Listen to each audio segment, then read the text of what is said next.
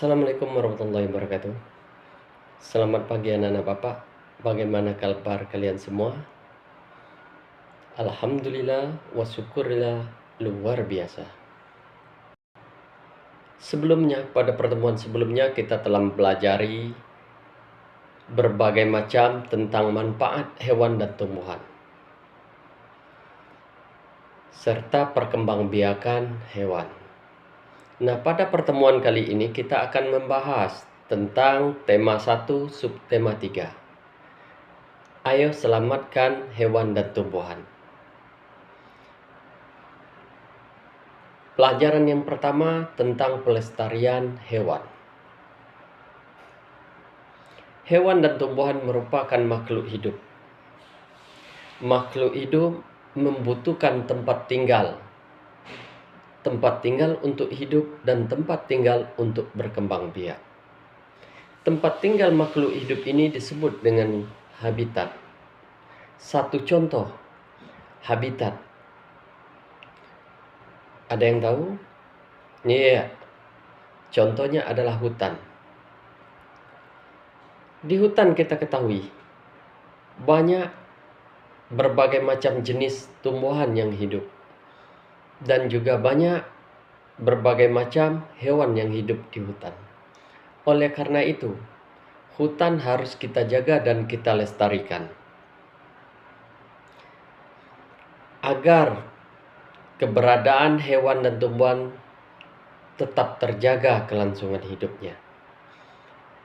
Keberadaan hewan dan tumbuhan ini sangatlah penting. Oleh karena itu harus kita lestarikan hutan. Agar supaya yang pertama, agar tidak punah. Yang kedua, agar dapat kita manfaatkan sebagai sumber makanan. Yang ketiga adalah untuk menjaga keseimbangan ekosistem antara produsen dan konsumen. Yang keempat, agar dapat kita manfaatkan untuk pengembangan ilmu pengetahuan. Nah, untuk melestarikan hewan ini ada beberapa upaya yang harus kita lakukan. Upaya yang pertama adalah kita harus memahami bagaimana cara merawat hewan. Nah, kita boleh saja merawat dan memelihara hewan. Akan tetapi kita harus tahu, harus paham bagaimana cara merawat hewan tersebut. Baik ukuran kandangnya, besar atau kecilnya hewan yang kita pelihara, maupun makanannya, maupun kebersihan kandangnya. Nah, tidak hanya dengan merawat, kita harus juga mengetahui populasi hewan tersebut di habitat aslinya.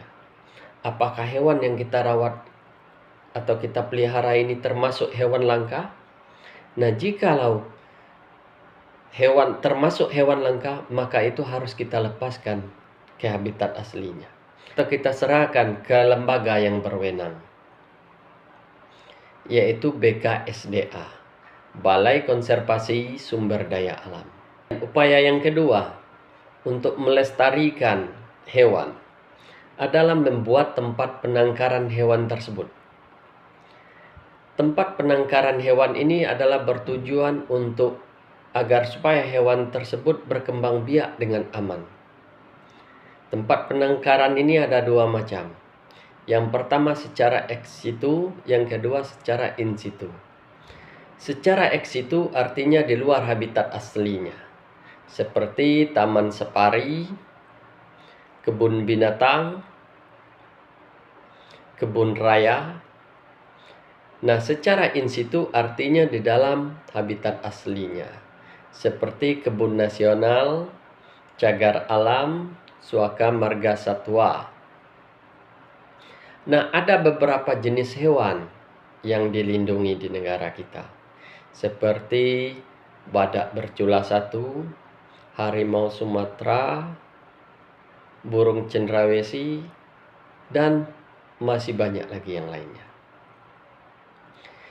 Upaya yang ketiga yang harus kita lakukan untuk melestarikan hewan adalah tidak melakukan perburuan liar atau memperjualbelikan hewan langka tersebut.